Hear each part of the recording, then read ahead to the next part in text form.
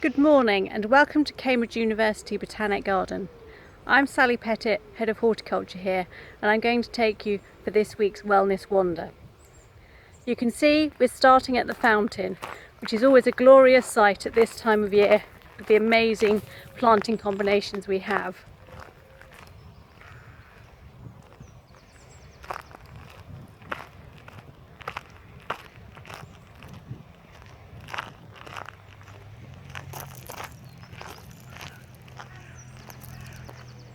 So here we can enjoy the catmint, phlomis and stipa gigantea, all looking magnificent in early summer. And in the background you might just make out the sound of a mower. We're still continuing to work with reduced horticultural staff and are trying to get everything in order as best we can at this difficult time. This is one of my favourite views in the garden, across the main lawn from the fountain towards the glass houses.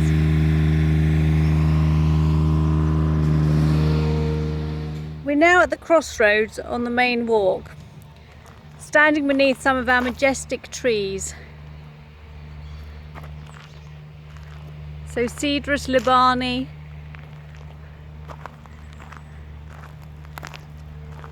the giant redwood Sequoiadendron giganteum,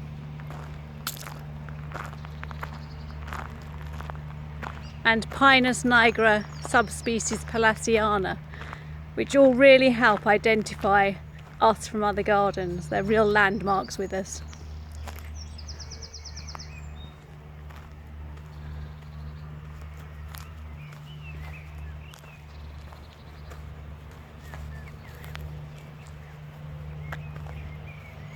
And today our walk is going to focus really around the systematic beds, which are beginning to look spectacular, beginning to get some colour and some interest in the plantings.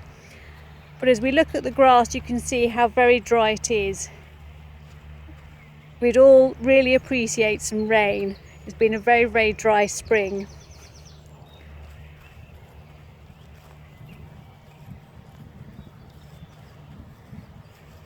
As we wander through the Asteraceae section or daisy section, and we can admire some of the thistles that are looking spectacular now.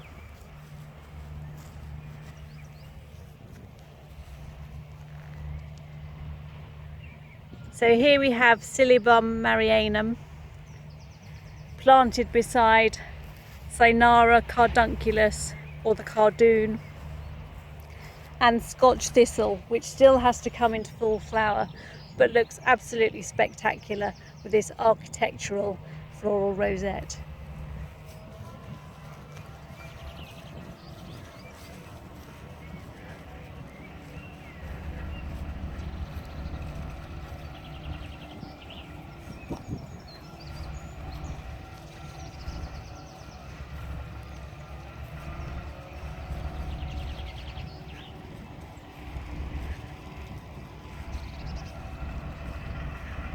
And as the lockdown eases, we're definitely getting more background noise here in the garden.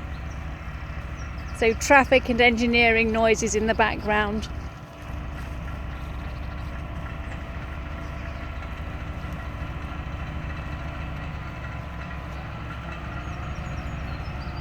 And here down on the Onograceae section, one of the evening primroses, Oenothera stricta, which will soon be closing, having been in full flower overnight.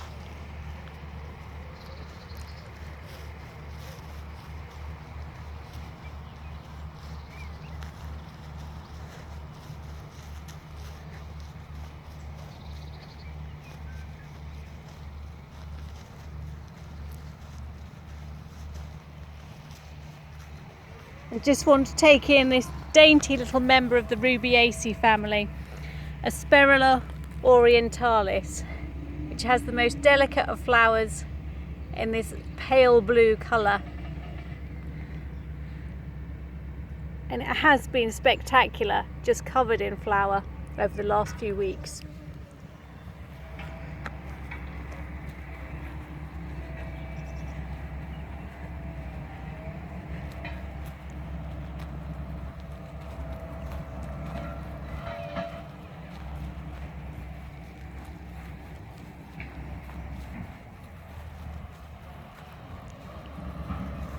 And just taking a moment to take in the lovely sight of the flax Linum perenni, which is the most beautiful sky blue in colour.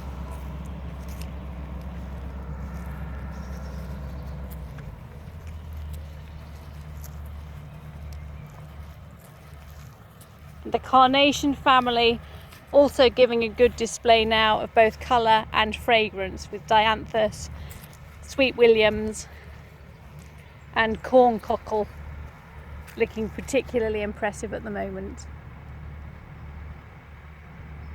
Just swaying there in the slight breeze that we have today.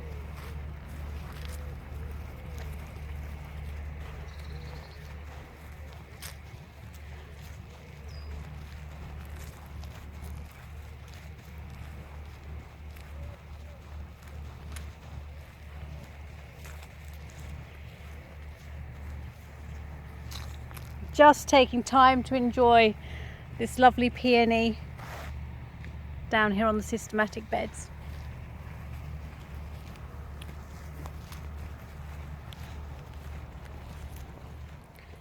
We're now in the central section of the systematic beds, or the Monocotyledons, so the plants which germinate with only one true seed leaf. And here we have a range of plants again to enjoy at the moment. So this rather straggly, unruly, triffid-like plant is Beschorneria jacoides, which has these lovely pendant flowers of pinky red and pale green. So this is Beschorneria jacoides, a member of the asparagus family.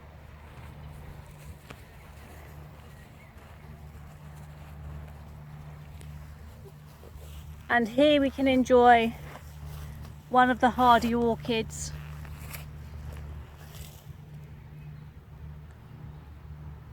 So this is Blatilla striata.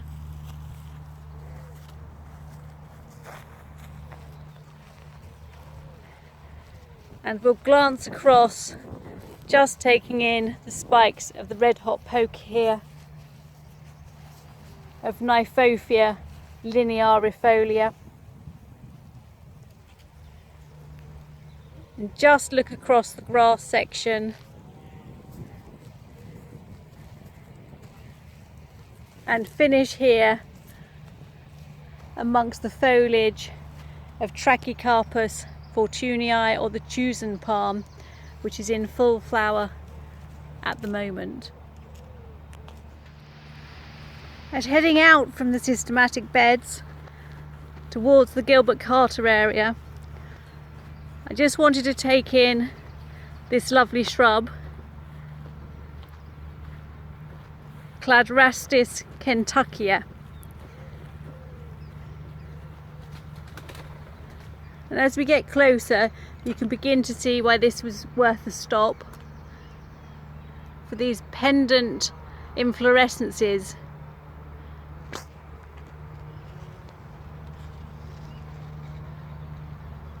This is a member of the Fabaceae or pea family.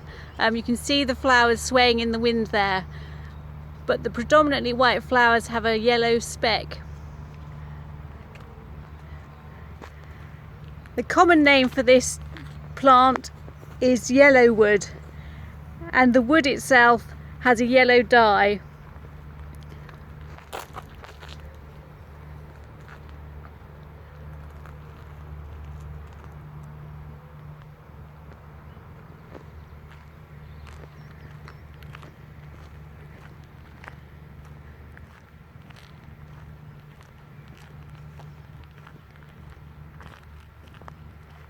Just passing Parotiopsis jackmontiana, which is still full of flower.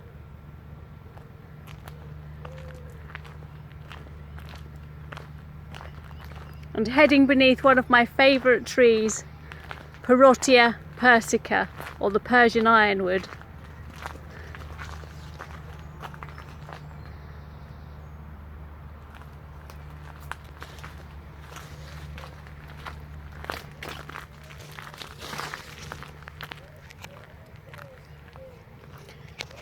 And we're now heading towards the rising path.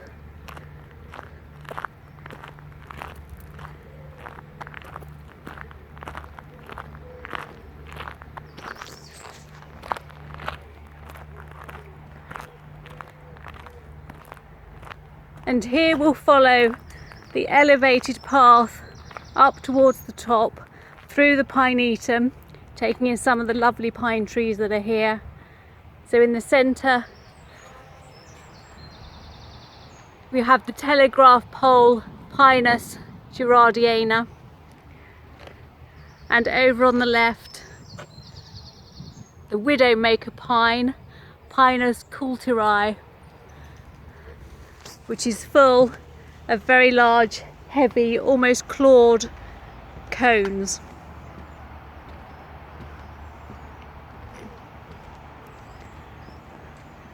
From here we get to appreciate a different perspective of the pinetum.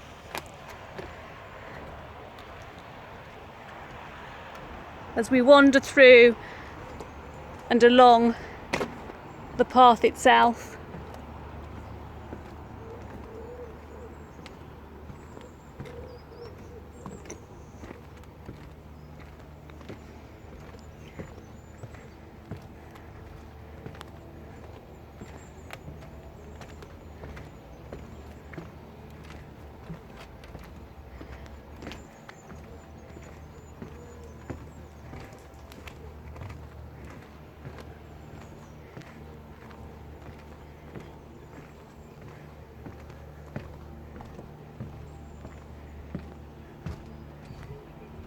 And on reaching the top, we can stand and admire the systematic beds and their intricate design, showing the relationship between individual species and plant families, but also take in the backdrop of mature trees beyond the systematic beds.